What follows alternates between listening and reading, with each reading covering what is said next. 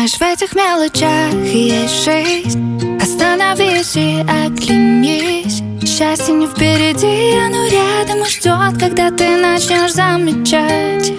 Знаешь, в этих мелочах есть жизнь. За каждую минуту держись. Счастье нельзя найти, зато можно своими руками с нуля создать. Счастье — это проснуться раньше обычного.